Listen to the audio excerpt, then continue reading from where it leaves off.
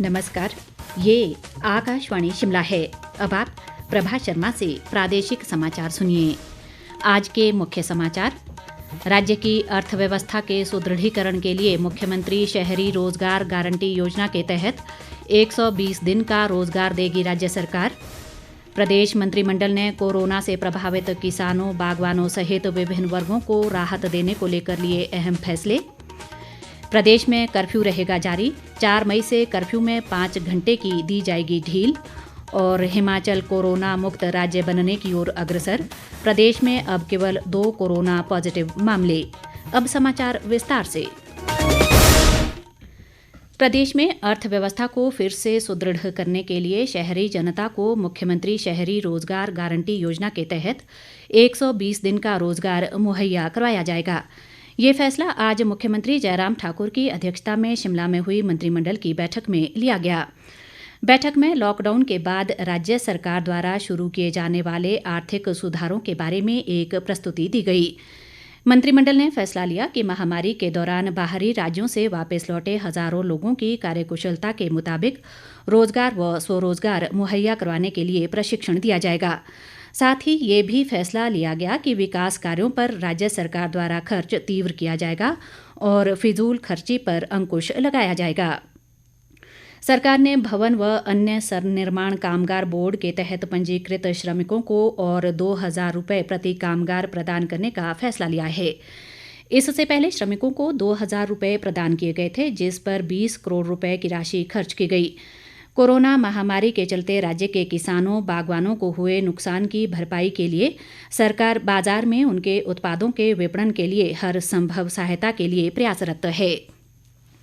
सरकार ने पर्यटन उद्योग को 6 महीने की अवधि के लिए बिजली की मांग के शुल्क को माफ करने का फैसला लिया है, जिसके लिए उन्हें 15 करोड़ रुपए की राहत प्रदान की गई है।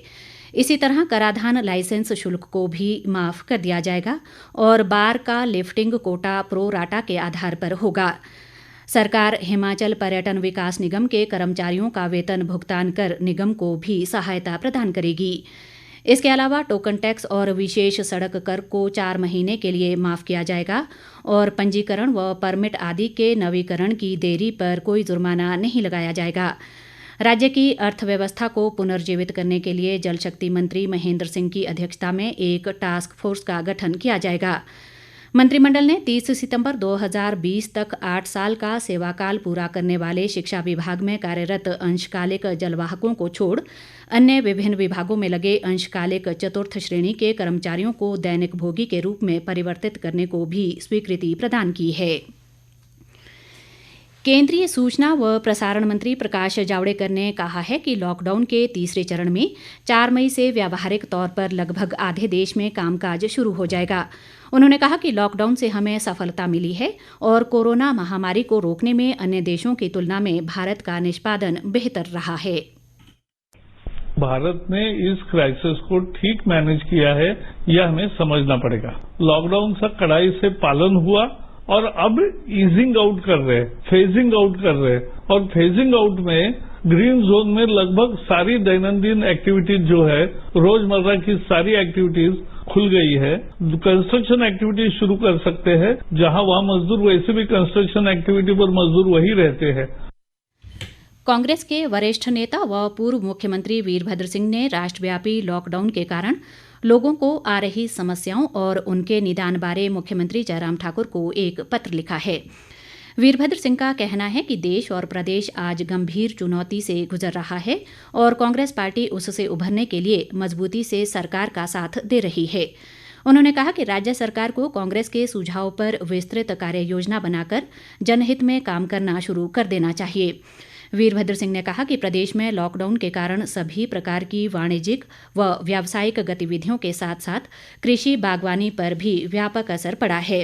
वहीं प्रदेश की स्वास्थ्य व शिक्षा जैसी मूलभूत सुविधाएं भी अस्त व्यस्त होकर रह गई हैं, जिससे आम आदमी का जीवन बुरी तरह से प्रभावित हुआ है। वीरभद्र सिंह ने राज्य सरकार को उच्च स्तरीय आर्थिक विशेषज्ञ समिति गठित करने का सुझाव भी दिया। केंद्र सरकार प्रधानमंत्री जनधन योजना की महिला लाभार्थियों के खाते में 500 रुपये की दूसरी किस्त जमा करवाने के लिए बैंकों को राशि जारी कर रही है। इस योजना के तहत हर महिला लाभार्थी को पिछले महीने से 500 रुपये की 3 किस्तें दी जानी हैं। पिछले महीने के पहले सप्ताह में पहली किस्त के तौर पर लगभग 20 करोड़ महिला लाभार्थियों के खाते में राशि जमा कराई गई थी। प्रदेश सरकार ने कोविड-19 महामारी को देखते हुए राज्य में कर्फ्यू जारी रखने का निर्णय लिया है। हालांकि कर्फ्यू में सोमवार 4 मई से अब 5 घंटे की ढील दी जाएगी। एक सरकारी प्रवक्ता ने बताया कि कर्फ्यू में ढील के दौरान दुकानें खुली रहेंगी और संबंधित जिलों के उपायुक्त दुकानों में सामाजिक दूरी बनाए रखना सुनिश्चित करेंगे। उन्होंने कहा कि इस दौरान ग्रामीण क्षेत्रों में निर्माण व हार्डवेयर की दुकानें खुली रहेंगी, जबकि नाई की दुकानें, स्पा और सैलून पहले की तरह बंद रहेंगे। प्रवक्ता ने बताया कि ढाबे, मिठाइयों की दुकानें और रेस्तरां को भी कुछ शर्तों के साथ खोलने की अनुमति दी गई।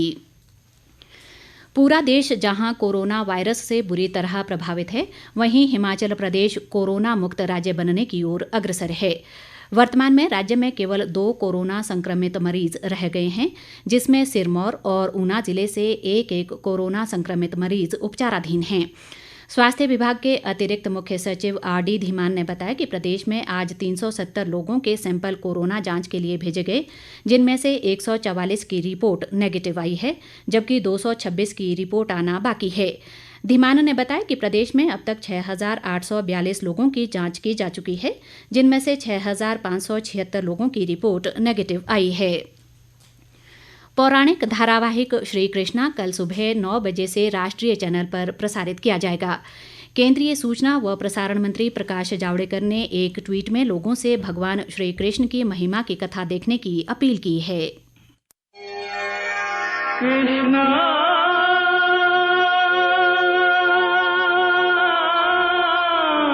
दर्शकों का पसंदीदा धारावाहिक श्री कृष्ण जल्द आ रहा है डीडी नेशनल, फ्री डिश और अन्य DTH चैनल पर। सब्सक्राइबर्स अपना चैनल नंबर नोट करें। Free dish 001, Tata Sky 114, Airtel 148, Sun Direct 302, Videocon D2H 149, Dish TV 193 और डेन 138। आगामी आकर्षण धारावाहिक श्री कृष्ण।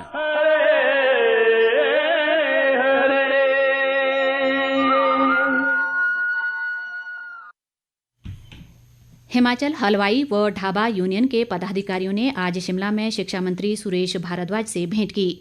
पदाधिकारियों ने शिक्षा मंत्री से ग्रीन जोन क्षेत्र में अन्य दुकानों सहित हलवाई व बेकरी की दुकानों को खोलने का आग्रह किया।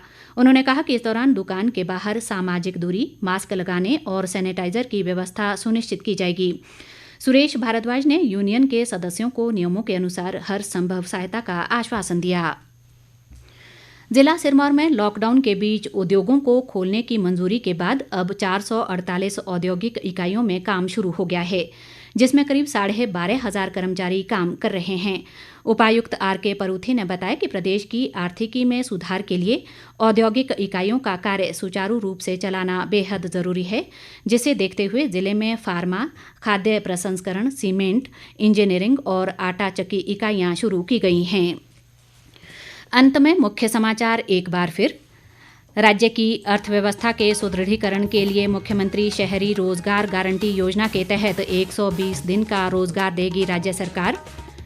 प्रदेश मंत्रिमंडल ने कोरोना से प्रभावित किसानों, बागवानों सहित विभिन्न वर्गों को राहत देने को लेकर लिए अहम फैसले। प्रदेश में कर्फ्यू रहेगा जारी, 4 मई से कर्फ्यू में 5 घंटे की दी जाएगी ढील। और हिमाचल कोरोना मुक्त राज्य बनने की ओर अग्रसर, प्रदेश में अब केवल 2 कोरोना पॉजिटिव मामले।